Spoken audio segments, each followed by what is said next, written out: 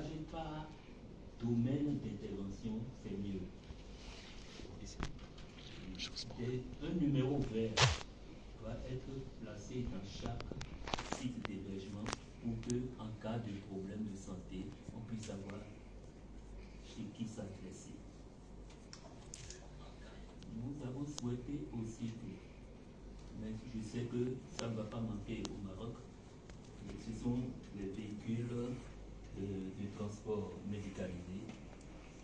Et lors du test de dopage, il faudrait 2 véhicules pour les filles à part, pour les femmes à part et pour les hommes à part. Il faudrait aussi prévoir les escortes. 2 escortes par sexe. Là, ça va nous aider. Ce que nous avons fait à Cotonou, les médecins que nous avons placés dans les lieux d'hébergement se relèvent au jour le jour. On a 2 médecins, mais c'est un seul qui vient là. Il se relève.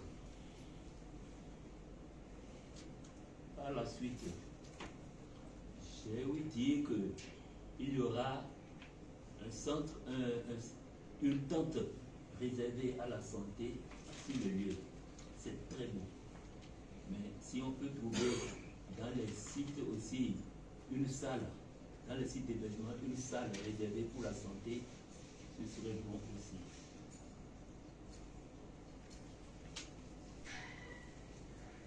Je crois que j'ai dit l'essentiel. Et puis, c'est déjà pour le reste ma venue. En ce qui concerne maintenant la prise en charge du dopage, nous nous sommes rapprochés de l'organisation régionale antidopage. Je sais que l'organisation nationale existe. Donc, comme c'est une activité qui est pour le continent, la zone du Maghreb a son NORAD. NORAD, bon, on va les avertir. Nous devons nous assurer, ça c'est sûr que c'est déjà clair, qu'il y aurait les kits assurés d'avance.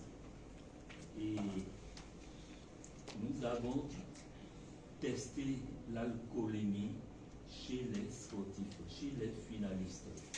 L'alcoolémie, quand le taux d'alcool est supérieur à 0,5 g par litre, ce n'est pas bon.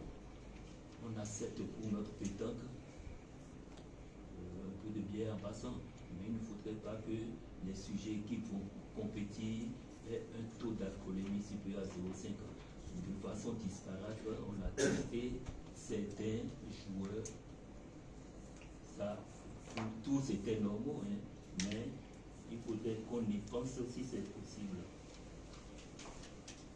Bon, je ne sais pas. Est-ce que la Fédération royale marocaine a prévu que le test soit fait seulement aux finalistes? C'est ce que nous avons souhaité. Et c'est ce que la Fédération internationale de pétanque et de jeux provinciaux aussi souhaite. Nous avons souhaité que seuls les finalistes soient testés. Maintenant, comme moi je ne connais pas le nombre, si on va faire les féminines et puis les masculins, je ne sais pas encore le nombre. Nous allons, je crois que c'est le mercredi qu'il y a la séance avec la MAC. Oui, c'est ça. Donc nous allons connaître le nombre pour qu'on puisse avoir le... J'ai dit l'essentiel. Je vous remercie. Pour vos réponses, toutes les solutions ont été prises. Nous aurons désormais un seul site d'hébergement pour toutes les délégations. On cherche un seul site comme ça nous facilite la tâche. Il y aura une équipe médicale sur place. En plus, il y aura des cliniques conventionnées spécialement pour l'événement. 2 ou 3 cliniques sur la ville de Marrakech qui seront exclusivement conventionnées pour cette manifestation grandiose. Une équipe médicale sur place, sur le site des Jeux. Dans notre budget estimatif, on a réservé pour la rubrique de santé plus de 30 000 €, c'est-à-dire 300 000 dirhams. On a réservé pour la rubrique de la santé publique. Ça, c'est en dehors de l'engagement du ministère de la Santé publique et des autorités de la ville de Marrakech qui vont mettre toutes leur équipe à notre disposition. Pour cette procédure-là de tout ce qui est de la santé, il faut que vous soyez tranquille, il n'y aura pas de soucis et nous aurons pris toutes les dispositions nécessaires. Oui, autre intervenant, Confédération africaine de sport.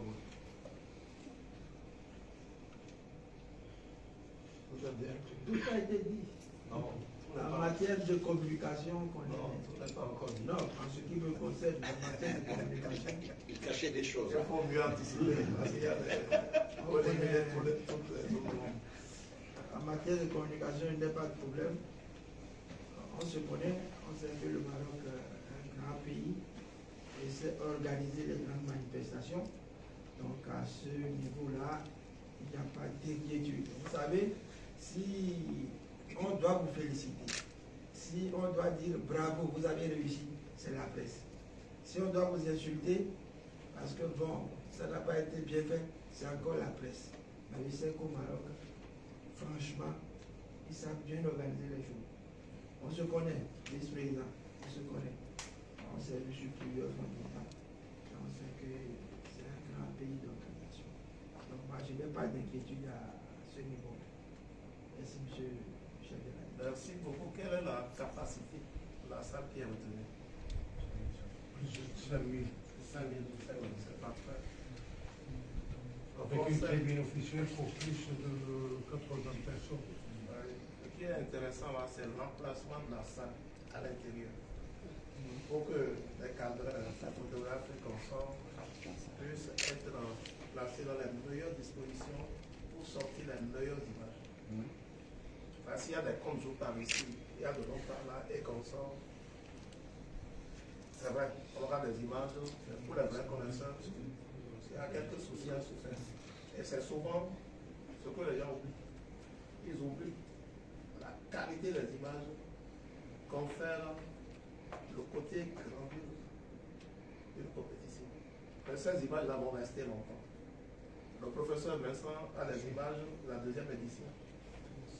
Ouais. Donc, avec l'évolution technologique des consorts, on a maintenant le matériel pour avoir ça. Et vous savez, les journalistes n'arrivent pas toujours à les contenir. Ils veulent courir par ici, courir par ça, par là dans la salle. Donc, les dispositions, on doit les prendre et leur laisser un champ assez large pour qu'ils puissent connecter les meilleures images. Je veux dire par là, la presse écrite sera toujours la bienvenue. L'audiovisuel, les radios, les télévisions et Internet. Donc on doit avoir Internet au début, vous êtes sur place. Au fur et à mesure que ça se passe, ils en ont. Donc n'oubliez pas c'est un petit détail là. Et ce que nous avons constaté, en ce qui concerne entre nous, il y a beaucoup de journalistes qui ne connaissent même pas le règlement de la compétition. Donc il doit y avoir une prise en charge de formation d'un jour au plus avec le directeur Afrique pour expliquer le règlement et comme ça. Et l'attitude du public. Parce que quand quelqu'un a le sec, il veut. On ne peut pas déranger les joueurs. Pour ne pas déranger les joueurs. Pour ne pas déranger les joueurs. Donc, regardez vous, c'est plutôt mon frère. Il avait porté. Il avait porté. Non, il a pas. C'était lui, c'est mon frère. C'était mon complice. C'était mon complice. C'est normal, c'est la partie finale. Je vais faire ça. Je devais le faire. Le Maroc était trop fort. C'est pas le secret. Donc, dans la préparation de l'événement, n'oubliez pas l'éducation du public. Que les gens ne viennent pas être chaud. Hein, ça peut déteindre sur tous les efforts. Là, il est difficile d'avoir un public comme au Bénin. C'était un public unique. Ça, c'est autre chose. Donc voilà, en ce qui concerne la presse, je ne sais pas si, comme ils sont là eux-mêmes, et qu'ils ont couvert plusieurs championnats, en attendant qu'on vienne sur les aspects de sécurité pour lequel le général est là, il va distiller quelques conseils. Oui, chaque pays ici, qu'est-ce que tu peux conseiller? C'est important. Tu es dans les sillages du président de la KSB, ça fait plus de 7 ou 8 championnats du monde. Hein. Oui. Merci, monsieur de la délégation, merci de la fédération citoyenne d'ancienne compétence. Parce que le directeur de la communication a insisté sur quelque chose. Il a dit que la presse, c'est un couteau à double tranchant. La presse permet de mettre en valeur l'événement et la même presse peut aussi déteindre, donc tirer l'événement à le bas. Donc c'est vraiment important vu aujourd'hui le niveau atteint par cette compétition. En 2013, on était ici à Casablanca, dans cette salle. Et ce que j'ai remarqué, il y avait vraiment les médias marocains qui étaient là, la télévision, la radio, mais ce n'était pas en continu. C'est-à-dire qu'il y a eu la cérémonie d'ouverture, les pré-matchs. Le Maroc avait une belle équipe avec des Samad Mankali qui étaient vraiment sortis du son là. Et les deux équipes du Maroc étaient en demi-finale. Donc, il y a eu de l'engouement à la fin. Mais entre le début de la compétition et la fin, il n'y a que l'équipe de la Confédération qu'on voyait sur le site. Donc, je pense que c'est important à cette étape où nous sommes que la compétition soit ouverte en continu. Et c'est moi la suggestion que j'ai à faire à l'organisation pour que aujourd'hui avec la presse en ligne, la presse écrite, au niveau de l'audiovisuel, c'est que c'est les programmes, il faut prévoir des tranches, etc. Mais que vraiment les moments les plus importants soient quand même vus. C'est en journée une sorte de résumé sur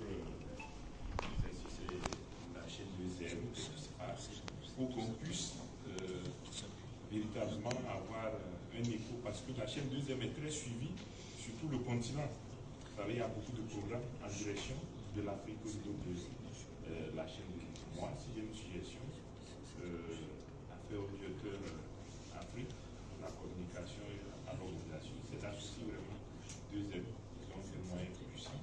Ils vont apporter plus à la réalité de cette compétition. Merci.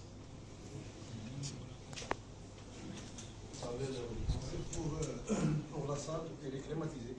Climatisation intégrée, c'est pas une climatisation ici, c'est une climatisation intégrée dans la salle. Et pour toutes les délégations qui vont participer à ce championnat,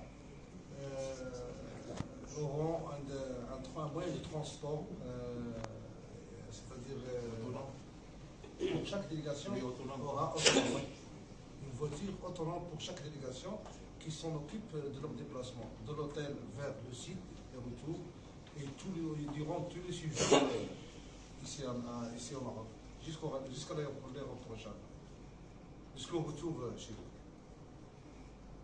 Oui. On va aborder la question de sécurité, on reviendra sur d'autres détails. S'il vous plaît, oui, juste un aspect, les dossiers de presse. Les dossiers de presse, oui, seraient un atout pour pouvoir analyser ce que nous disons, pour éviter aussi qu'il y ait de débordement. Ce qui va permettre de vraiment canaliser la couverture, comme le directeur Afrique l'a dit, par rapport à la communication. Donc, si on les réalisait, ce serait vraiment bien possible. Oui, ça sera fait, ça sera fait.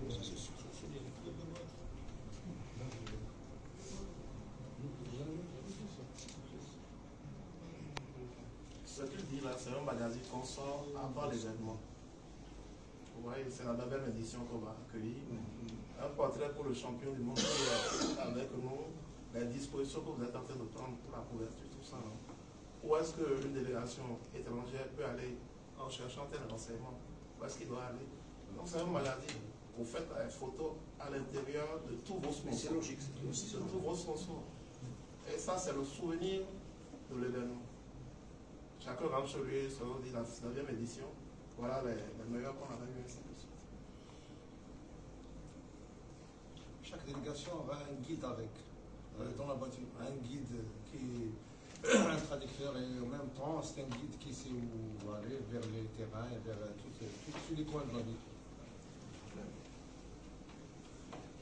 Bon, maintenant on va aborder la sécurité. Oui, oui. Il y a la restauration que je n'ai pas abordé. Et pour la restauration, nous sommes habitués, et puis le Maroc est habitué à l'alimentation des sportifs. Et nous aurons souhaité que j'étais à la 2e édition. En tant que président de fédération, j'ai vu, c'était beau au Maroc, mais j'aurais souhaité que ça soit encore meilleur pour qu'il y ait tout à la disposition. Vous serez servi. Ça c'est sûr, vous serez servi. Merci. Bon, on peut passer à la sécurité, quelques échanges concernant ça. C'est possible. D'accord. Mon général, monsieur Gandalf. Moi aussi. Bonjour, DP, bonjour à tous les délégués ici présents. Nous sommes honorés de cet accueil depuis que nous sommes arrivés à Casa. Et cette petite rencontre augure de ce que ce championnat sera forcément l'un des meilleurs en Afrique. Et le Maroc nous a habitués à ce qui est beau. Et le président de la Confédération a tenu à ce que nous puissions le rappeler. Parce que le Maroc a l'habitude des succès, il faudrait faire en sorte que cette tradition puisse perdurer et éviter que la moindre faille devienne éclabousser ou bien vienne ternir l'image de ce championnat. Et ça de la sécurité, c'est avant, pendant et après. Avant l'événement, donc au niveau de tous les sites, c'est clair que la société ayant en charge ces grands événements-là prend les dispositions qu'il faut. Mais il serait bien que l'on ne puisse pas oublier. Chaque individu dans chaque délégation constitue une charge et une responsabilité particulière pour le pays hôte et faire en sorte que depuis l'arrivée jusqu'au départ, il y ait le moindre incident qui vienne éclabousser donc cette organisation-là. Vous aviez dit que nous avions rencontré les gens de la MAT, c'est ça, hein? C'est ça, c'est pour l'agence qui... Donc, il serait bien que sur le plan sécuritaire, on ne reviendra pas sur l'environnement sécuritaire, il est quasiment sain, malgré toutes les menaces qu'il y a donc dans cet espace aujourd'hui. L'enjeu sécuritaire garantit la réussite de tout événement. Et le Maroc, nous l'espérons, sera resté à la hauteur. Et je crois qu'il y a une délégation qui a eu un petit souci à la fin. C'était en Thaïlande. C'était en Thaïlande, voilà. Donc le président a tenu à rappeler cet incident-là et faire en sorte que, bon, ici, c'est que l'incident fâcheux que cette délégation a connu ne se répète pas au niveau donc d'autres délégations jusqu'à la fin. Voilà, il réitère sa confiance au Maroc.